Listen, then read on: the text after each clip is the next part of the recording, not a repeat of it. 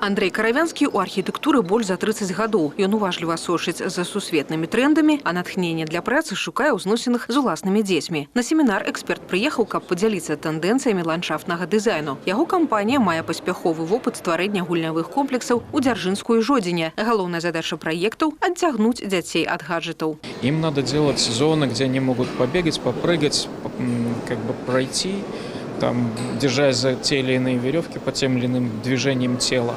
И во время этого движения он получает то же самое, как скрытый тренажер, те же самые отжимания. Реализовано в Дзержинске. У нас несколько объектов, включая самый такой основной, это игровой сквер для подростков, он называется Крутогорье. Жылыя кварталы ў выглядзе мазаікі, вытоку ракі ці горада па-за часам. Эксперты прадставілі канцэпцыю развіцця адкрытых грамадскіх прастор, плошчаў, сквераў, бульвараў і набярэжных. Аб'ядноўвае іх метад эфектыўнага асяроддзя. Ён спалучае эстэтыку мастацтва з функцыянальнасцю. Метод проектирования «Эффективная среда» – это метод, который включает в одно пространство архитектуру, которая находится в балансе с ландшафтной архитектурой. Кульминацией этого пространства является объект искусства.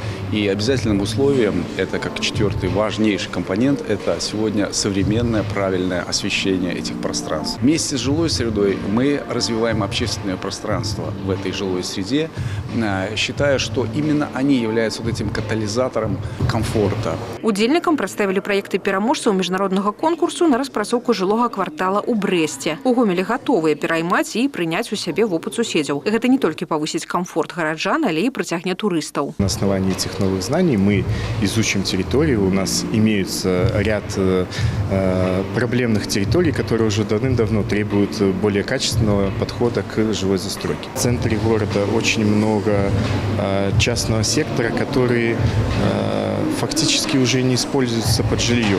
Есть, скажем так, некоторые проблемные узлы города, которые, развязав, мы откроем для наших жителей, в первую очередь, и для гостей по-новому.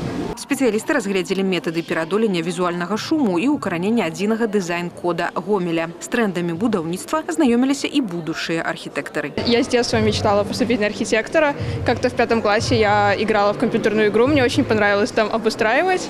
Я у мамы спросила, что за профессия, она мне сказала архитектор, и с тех пор я горю этим. Мне бы очень хотелось узнать больше у архитекторов, которые делали данные проекты. Мне не очень понравились, я бы хотела у них набраться больше опыта. Сучаснаму грамадству патрэбная новая якасць жыцця. Эфектыўнае асяроддзе дэманструе, якімі нашы гарады будуць заўтра. Конкурс на распрацоўку такіх інавацыйных кварталаў Беларускі саюз архітэктараў праводзіць штогод. І ў Гомелі ўжо вызначаюць пляцоўкі, над якімі будуць працаваць удзельнікі наступнага форуму. Алеся Федарцова, Ольга Коновалова, Ігор Марышенко, тэлерадыёкампанія «Гомель».